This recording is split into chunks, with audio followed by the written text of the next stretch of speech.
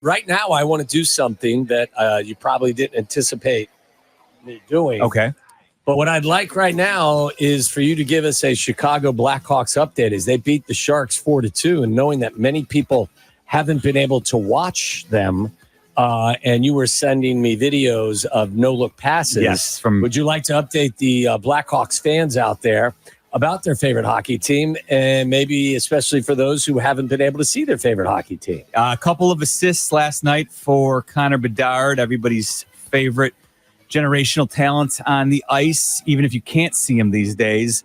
He had a couple of assists, including the power play no-look pass to Teuvo Teravainen, who then put it to Nick Foligno, who slammed it home on the doorstep. It was a very, very pretty pass. That's the one that I sent to you. And again, that I as I laid out the other day, part of the reason why I think the demand or from the fan base is not necessarily as heated as the Hawks might hope for, because all the highlights instantly are available to you at your disposal on your phone. So I know people want to watch the Blackhawks, but I don't think they're going to storm their cable providers' place of business with pitchforks.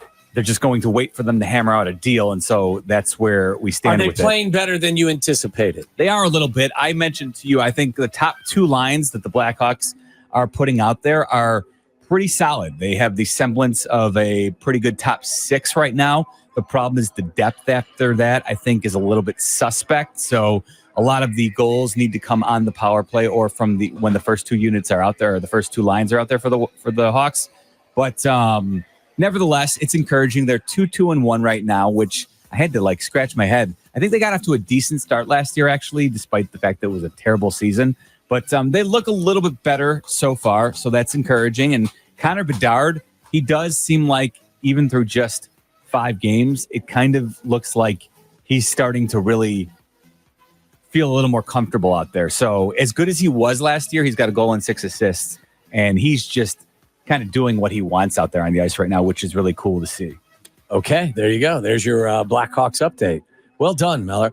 Mike Tomlin has been mum all week on whether or not Russell Wilson will get the start on it's a Sunday night. Is that they're playing Sunday night? Jets. Yeah. Or whether or not they will stick with Justin Fields. Actually, the national. Do you want to hear Mike Tomlin explain his reasoning? Yeah, let's hear that, and then let's hear somebody give up the national secret. I am, but I'm just going to, keep that in-house. But I thought he was sharp. I thought Justin was sharp as well. I thought we had a highly productive week from both guys and from the unit as a whole. Mike, is a scenario still in play where you could use both quarterbacks on Sunday? Certainly. I know, assistants make suggestions, you make decisions. How much input does Arthur have on these situations, just given that he's been game planning with Justin for 6 weeks? I wear the decisions. Anyone else? Have you seen Justin kind of respond this week with just things kind of in motion and things potentially changing for Sunday? It's been a good week for him. He's been locked in and focused. Okay, that's enough.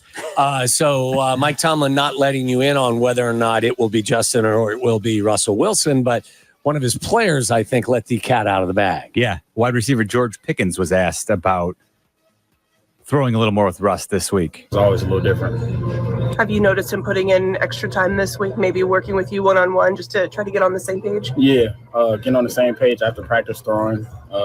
More than usual because, this is first start. More than usual because this is his first start. Russ will get the start this Sunday night as the Jets take on the Steelers in Pittsburgh. Not surprising at all. Former NFL quarterback Jay Cutler faces DUI and weapons charges. Jay was arrested in Tennessee yesterday or last night after a traffic crash and faces 4 charges. A spokesperson for the Franklin Police Department told ESPN he was charged with driving under the influence, possession of a handgun while under the influence, failure to exercise due care to avoid a collision, and implied consent. Disappointing to me. Yes. One of the things that really makes me most angry is driving under the influence. So I'm very disappointed to hear that. Yeah, it's not good news. That's for sure. We won't celebrate it the way maybe others would. But especially in light of, listen, it's all its own separate thing, but just on the heels of sports tragedy with both Johnny and Matthew Gaudreau, It's just terrible, and it just not a good decision. And not a good decision. Absolutely could result in wrecking the lives of not just one person but entire families. So disappointed to hear that. Giants wide receiver Malik Neighbors is healthy now and ready to go, but says the concussion he suffered was very scary. He says he does not remember the end of the play 2 weeks ago when he suffered the concussion against the Cowboys. I don't remember the fourth quarter against the Cowboys back in the 91 playoff game. I know you've said that, and I've actually got in a car going north to the hospital after the game, and my wife was in the back seat, and I kept asking the doctor, who's going up to the hospital with us? My wife was not happy about that. I was like, I don't know. I mean, I didn't know where the hell I was. I mean, it's scary. You lived it, and I'm glad that the NFL and just sports in general has gotten to a place where we treat it much more seriously. Yeah. But yeah, it's very scary. And like I said, you've lived it. So, but I will say that performance that you had against the Cowboys, for anybody who has never seen it, the highlight video is available on YouTube. Waddle doing some work, and coming from me, that's some pretty high praise. You as the asshat, the resident asshat here on the station. Yeah. On our show, rather. Okay, then I take my Waddle doing work comment back. Oh, I'm sorry. Did I say that? Did I say that out loud? That's I was fine. thinking it. Never mind. No need to compliment each other. That's fine. We can move forward. That's right. You know I love you. How about this segue from that concussion conversation to this one? A man declared brain dead wakes up during organ donor surgery. Ooh. We go to Richmond, Kentucky. Had they removed anything? Were any organs out yet? A Kentucky man was declared brain dead, and his organs were going to be donated. But then he woke up during the procedure.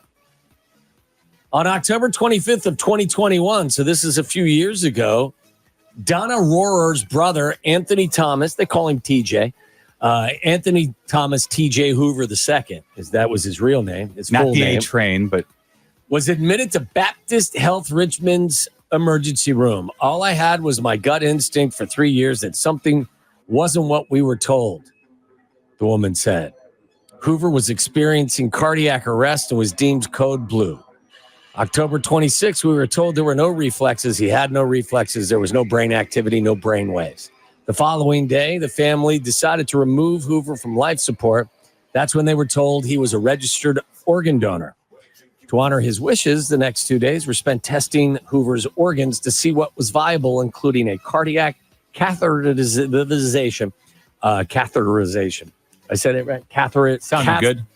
Catheterization. I'm going to do it till I get there. Bingo. Okay? Catheterization. Perfect. Catheterization to test his heart. You are a cunning linguist. We had his honor walk Friday afternoon, and during his honor walk, his eyes started opening. He was tracking. His eyes were tracking us around. We were told it was just reflexes, just a normal thing. Who are we to question the medical system? Hoover was then taken into organ retrieval surgery. About an hour into it, the doctor came out and got us. He said he wasn't ready. He woke up. But we also hadn't been told during his heart.